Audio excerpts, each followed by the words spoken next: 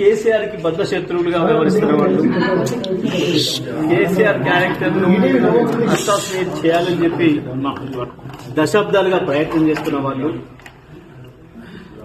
BRS ఖతం చేయాలని చెప్పి ఆలోచిస్తున్న వాళ్ళు, ప్రయత్నం చేస్తున్న వాళ్ళు, దాంట్లో ముందరగా ఉన్న రేవంత్ రెడ్డి, రాధాకృష్ణలు నా గురించి ఏం మాట్లాడినరో, ఏం రాసిండ్రో అదే మాటల్ని మళ్ళీ వదిలివేసే ప్రయత్నం చేసినందుకు ఆమెకు నా సానుభూతిని తెలియజేస్తాము.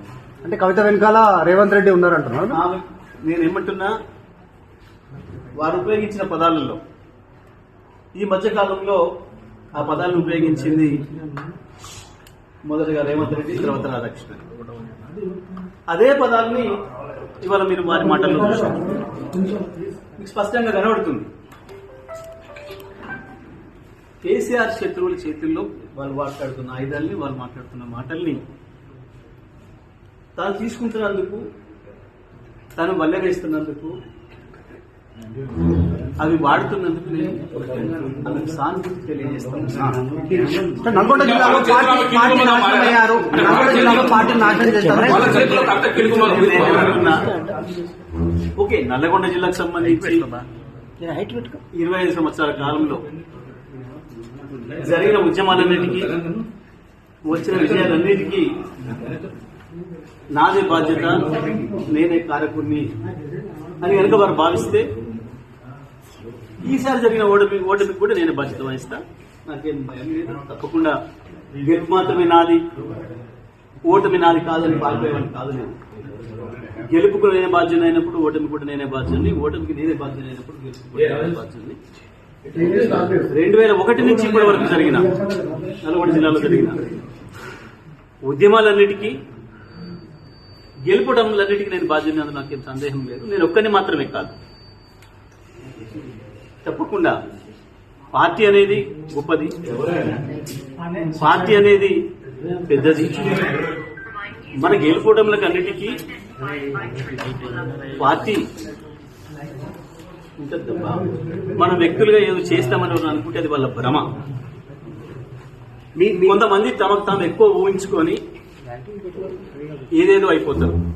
కానీ నేను అట్లా అయిపోయింది కాదు.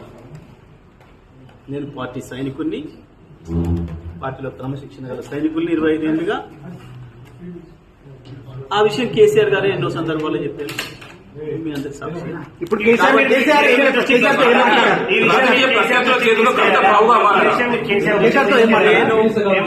నేను కేసీఆర్ గారిని ఈ మధ్య కాలంలో దాదాపు ఒక 50 సార్లు కలిసిన, 15-20 రోజులు పూర్తి కాలం గడిపిన. ఏ ఒక్క క్షణం కూడా మా మధ్యన ఈ చర్చ రాలి, ఈ ప్రస్తావన రాలి. నేను అదే విషయాన్ని మీడియా మిత్రులు అడిగినప్పుడు చెప్పిన, ఒక సెకండ్ కూడా మా మధ్యన ఈ చర్చలు రాలేదు. అందుకే మీరు ఆమె గురించి ఏమడిగినా అది వృధా తప్ప ఇంకోటి కాదు. నిమిషం సమయం కూడా మేము దాని గురించి కేటాయించలేదు. నిమిషం సమయం కూడా వృధా అనే మాట చెప్పిన తప్ప నేను ఇంకోటి చెప్పలేదు. కేసీఆర్ దగ్గర నేను ఏం మాట్లాడిను అది రాలేదు కాబట్టి చెప్పిన. నేను దాంట్లో ఏం పెద్ద ఆశ్చర్యమేం లేదు, దాంట్లో మాట్లాడకూడదు లేదు, లేకపోతే అన్పార్లమెంటరీ లేదు, ఇంకొకటి లేదు. కేసీఆర్ గారి గురించి, కేసీఆర్ దగ్గర మేమేం మాట్లాడినాం అదే చెప్పాం. మరకచెర్ల గురించి మాట్లాడినాం, కాళేశ్వరం నీళ్ల గురించి మాట్లాడినాం, ఎరువుల గురించి మాట్లాడినాం, దెబ్బతిన్న వ్యవసాయ రంగం గురించి మాట్లాడినాం, ఎట్లా కాపాడుకోవాలి నీళ్లను, గోదావరిని, మరకచెర్ల విషయంలో ఎట్లా ముందుకు పోవాలి, ఏ రకంగా దాన్ని ఆపాలి, ప్రజా ఉద్యమాల పట్ల ఎట్లా నిర్మాణం చేయాలి, కోర్టుల ద్వారా ఎట్లా ఆపాలి, ఈ తపన తప్ప మాకు ఈ ప్రయత్నం తప్ప కేసీఆర్ గారి దగ్గర ఇంకా ఏ చర్చ రాలేదు. కాబట్టి నేను ఇక్కడ ఒక 2 సందర్భాల్లో అదే మాట చెప్పిన. నేను ఇప్పుడు వస్తున్నారు కదా, ఇప్పుడు